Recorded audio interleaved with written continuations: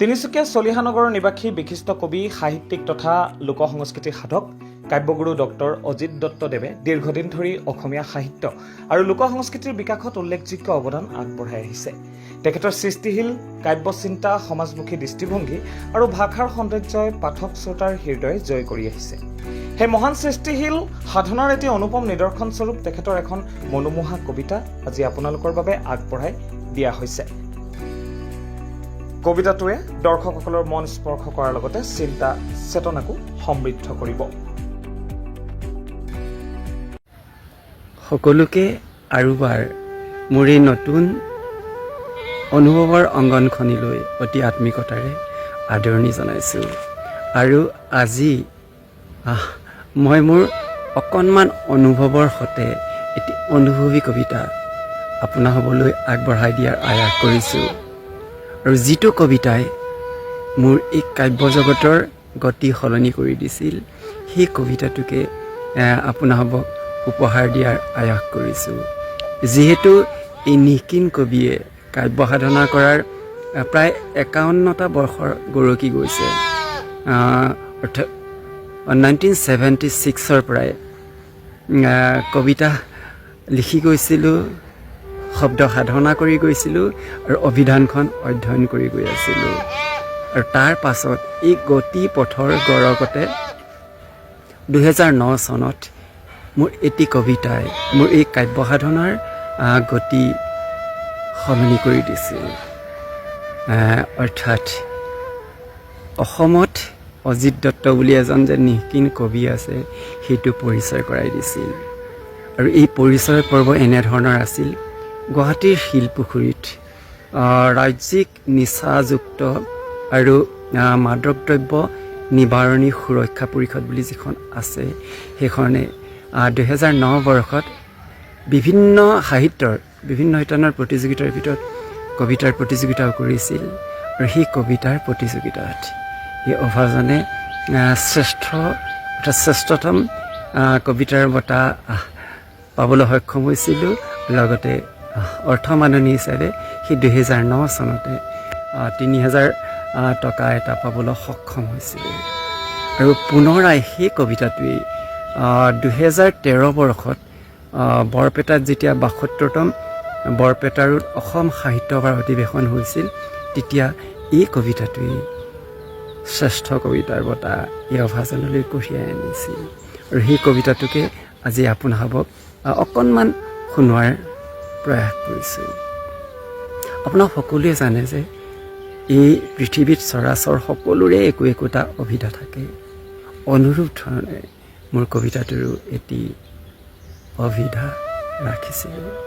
মোৰ কবিতাটোৰ অভিধা: হলাহল খচিত মত্ততাৰ জ্বলন্ত তুষানল কুৰাত আজি সমাধিষ্ঠ সৃষ্টিৰ প্ৰতীক গুৰবিকুল।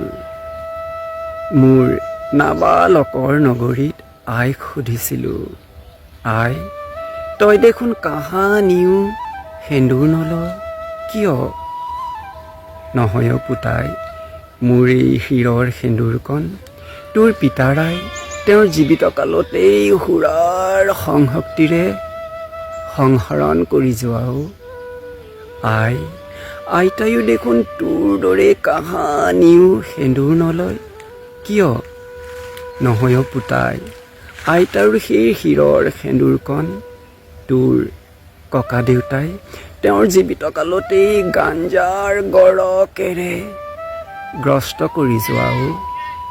আই বেৰৰ কোণত সেইখন কাৰ প্ৰতিকৃতি? তেওঁৰো শিৰৰ সেউতা দেখোন উকা। নহয় পুতাই, সেইখন তোৰ আজু আইতাৰ প্ৰতিকৃতি। আজু আইতাৰো সেই শিৰৰ সেন্দুৰকণ হেনো আজু ককাই তেওঁৰ জীৱিত কালতেই কানিৰ কলেৰাৰে কুটস্থ কৰি যোৱাও। নাবালকৰ সীমনা গৰকী, এতিয়া মই সাবালকৰ শিৰলুৰ সন্নিধি।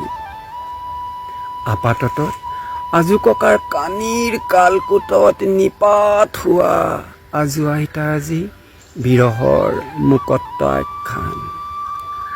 ককাৰ গঞ্জিকাৰ গহন গৰ্তটোত জীৱমৃতা হোৱা আইতা আজি বিৰহৰ জ্বলন্ত আখ্যান।